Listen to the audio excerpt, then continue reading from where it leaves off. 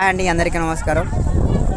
So ఈరోజు కేదార్ గారి దగ్గరికి వచ్చాం అనమాట. మా గెస్ట్ హౌస్కి వచ్చినటువంటి గెస్ట్లని మేము ఈ గంగా స్నానం కోసం తీసుకురావడం జరిగింది.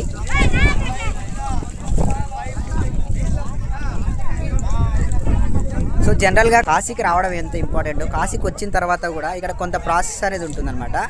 సో అది చాలా వరకు మిస్ అవుతున్నారు చాలామంది. అదేంటంటే మనం ఎక్కడైతే స్టే చేస్తామో, కాశీకి వచ్చిన వెంటనే మనం ఎక్కడైతే స్టే చేస్తామో, స్టే చేసిన చోట ఏం చేయాలంటే ఫస్ట్ మనం స్నానం అనేది ఆచరించాలి. స్నానం ఆచరించిన తర్వాత ఖచ్చితంగా మనం గంగా స్నానానికి రావాలి. సో గంగా స్నానం చేసుకున్న తర్వాత వెంటనే మనం కాలభైరవ దర్శనం అనేది చేసుకోవాల్సి ఉంటుంది. సో ఏది మిస్ అయినా సరే మనం కాశీకి వచ్చిన తర్వాత తప్పకుండా మనం ఫాలో అవ్వాల్సింది మాత్రం గంగా స్నానం. గంగా స్నానానికి కంటే ముందు మనం ఎక్కడైతే స్టే చేస్తున్నామో మన శరీరాన్ని శుద్ధిపరచుకోవాలి. ఇది వెరీ వెరీ ఇంపార్టెంట్ అన్నమాట.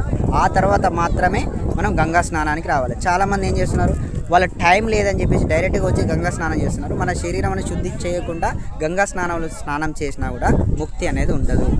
సో కాబట్టి ఇది ఒకటి గుర్తుపెట్టుకోండి. అండ్ గంగా స్నానం అయిన వెంటనే మనం చేయాల్సిన మరొక పని ఏంటంటే కాలభైరవ దర్శనం. ఆ తర్వాతే ఏ దర్శనమైనా సరే మనం చేసుకోవచ్చు. ఈ రెండు మాత్రం మ్యాండేటరీ కాశీలో. So thank you so much. చూశారు కదా, ఇలాగే మరిన్ని లేటెస్ట్ అప్డేట్స్ కోసం కాశీమహాదేవ్ 326 యూట్యూబ్ ఛానల్ సబ్స్క్రైబ్ చేసుకోండి.